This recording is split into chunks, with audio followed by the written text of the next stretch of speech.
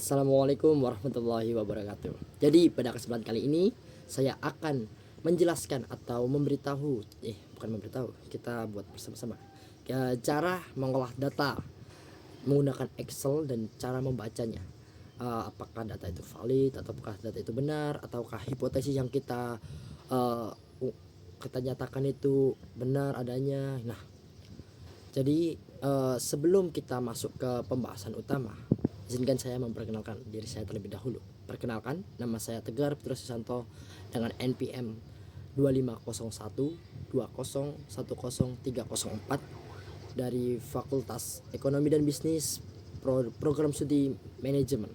Nah, jadi video kali ini itu berhubungan dengan mata kuliah Statistika Bisnis. Nah, cara pengolahan data, cara membaca data, nah cara untuk menentukan hipotesis tersebut yang kita nyatakan itu benar atau tidak. Nah, untuk lebih lengkapnya kita masuk ke pembahasan utama.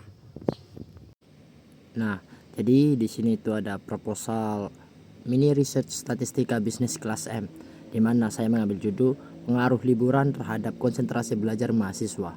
Nah, kenapa saya memilih judul tersebut? Karena saya merasa bahwa perkuliahan memberikan tekanan yang cukup signifikan terhadap konsentrasi belajar mahasiswa itu sendiri, di mana semakin lama mahasiswa akan merasa semakin jenuh dan itu akan menurunkan konsentrasi belajar mahasiswa tersebut.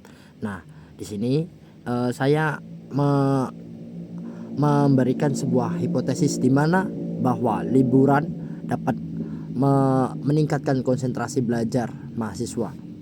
Nah, untuk dosen mata pengampu sendiri ada Burati Mukti Azhar SPMM dengan NPT 21219920624346, disusun oleh saya sendiri yaitu Tegar Putra Susanto dengan NPM 250120103004. Nah, untuk pembahasannya sendiri di sini yang pertama ada analisis yang digunakan. Analisis yang digunakan yaitu regresi multiple linear, di mana ada hipotesis H0 tidak ada pengaruh yang signifikan antara konsentrasi belajar mahasiswa sebelum liburan dengan sesudah liburan, dan H1 ada pengaruh signifikan antara konsentrasi belajar mahasiswa sebelum liburan dengan sesudah liburan. Dan ada variabel penelitian di mana variabel X1, selama liburan saya sepenuhnya terlepas dari urusan akademik seperti kuliah, tugas, dan ujian. Variabel X2, aktivitas yang saya lakukan selama liburan berhasil membuat saya merasa rileks dan bebas dari stres akademik. Variabel Y, secara keseluruhan saya merasa tingkat fokus dan konsentrasi belajar pasca liburan menjadi meningkat dari sebelumnya. Alasan memilih analisis, ya seperti yang saya sebutkan di awal, karena saya ingin tahu seberapa berpengaruhnya liburan atau yang biasa disebut healing terhadap konsentrasi belajar mahasiswa saat ini. Yang kedua, teknik pengambilan data. Data penelitian ini merupakan hasil dari kuesioner yang disebarluaskan melalui Google Form dengan total responden mencapai 30 mahasiswa, baik mahasiswa UPN Veteran Jawa Timur maupun yang di luar. Adapun kriteria yang dibutuhkan untuk penelitian ini yakni mahasiswa dan mahasiswi aktif UPN Veteran Jawa Timur ataupun yang di luar kampus. Instrumen pengumpulan data menggunakan Google Form dengan pertanyaan awal sebagai berikut: nama, asal kampus, fakultas, prodi, dan jenis kelamin. Data variabel penelitian berikut merupakan pertanyaan yang mengabarkan masing-masing variabel yang telah ditanyakan kepada responden melalui Google Form. Selama liburan, saya sepenuhnya terlepas dari urusan akademik seperti kuliah, tugas, dan ujian. Merupakan variabel X1. Aktivitas yang saya lakukan selama liburan berhasil membuat saya merasa rileks dan bebas dari stres akademik. Merupakan variabel X2. Secara keseluruhan, saya merasa tingkat fokus dan konsentrasi belajar saya pasca liburan menjadi meningkat dari sebelumnya. Merupakan variabel Y. Jenis data. Penelitian ini menggunakan data kuantitatif primer yang merupakan data langsung yang didapat dari melalui Google Form. Keuntungan dari pengambilan data melalui Google Form yaitu efisiensi biaya dan waktu, terkontrol dan akurat, jangkauan luas, dan validasi input, pemantauan real time. Dan yang keempat ada data mentah dari Google Form dengan judul pengaruh liburan terhadap konsentrasi belajar mahasiswa. Di sini ada responden X1, X2, dan Y. Nah, di sini ada hasil perhitungan Excel, ada grafik yang totalnya ada 3 grafik dari yang saya telah buat di Excel. Dan di sini ada kesimpulan. Nah, untuk kesimpulan sendiri, setelah saya amati, setelah saya teliti, liburan memiliki pengaruh namun sangat lemah terhadap konsentrasi belajar mahasiswa. Nah, mungkin ada beberapa faktor lain yang lebih mempengaruhi konsentrasi belajar mahasiswa dibandingkan liburan. Nah, namun beberapa hal lain tersebut masih perlu diteliti lebih lanjut. Namun untuk saat ini saya masih berfokus pada penelitian tentang liburan terhadap konsentrasi belajar mahasiswa. Nah, untuk data lebih lanjutnya ada di sini. Di sini ada SE, ada upper, ada P value-nya. Nah, di sini ada seperti yang di atas, ada multiple linear regression Y dan X. Nah, untuk lebih memudahkan kita ubah ke bahasa Indonesia. Nah, di sini ada R kuadrat yang disesuaikan yaitu 0,159954. Ini berarti bahwa prediktor X menjelaskan 16% dari varians Y. R kuadrat yang disesuaikan adalah 0,128841. Koefisien korelasi berganda atau R adalah 0,399943. Ini berarti bahwa terdapat korelasi yang lemah antara data yang diprediksi Y dan data yang diamati oleh Y.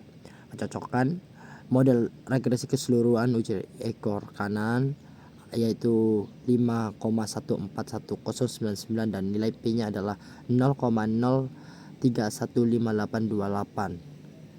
Nah, karena nilai P kurang dari alfa 0,05, kita menolak H0. Nah, jadi dari data di sini dapat disimpulkan bahwa H0 ditolak dan H1 diterima, di mana H1 yang berarti liburan memiliki korelasi, memiliki pengaruh terhadap konsentrasi belajar mahasiswa, meskipun pengaruhnya itu sangat sedikit atau lemah. Nah, di sini ada homoskedisitasnya, ada regresi linear, normalitas residual. Nah, di sini ada grafiknya.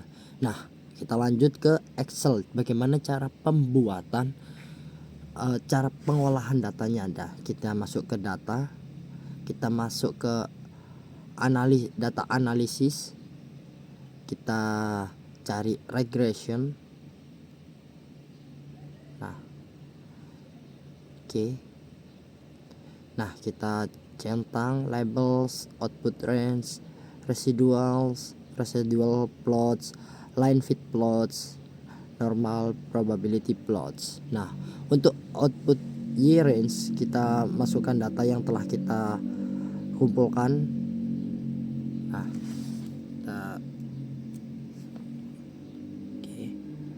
nah untuk yang input X range kita masukkan juga dari data yang telah kita kumpulkan di X1 dan X2.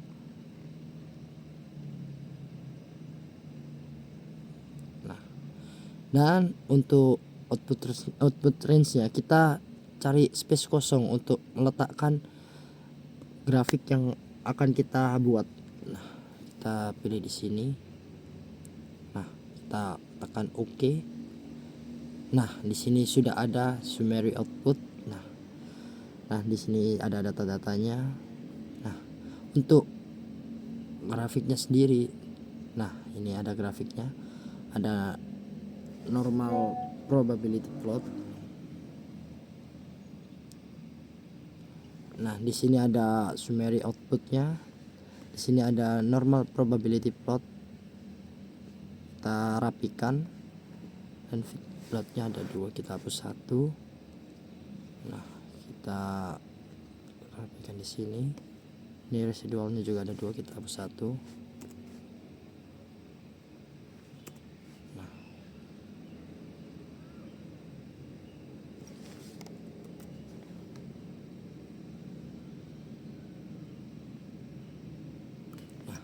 Mungkin cukup sekian yang dapat saya sampaikan. Mohon maaf jika ada salah dan kurangnya. Selamat pagi, siang, sore, malam, tergantung kapan dilihatnya. Terima kasih. Mohon maaf jika ada salah kata. Wassalamualaikum warahmatullahi wabarakatuh.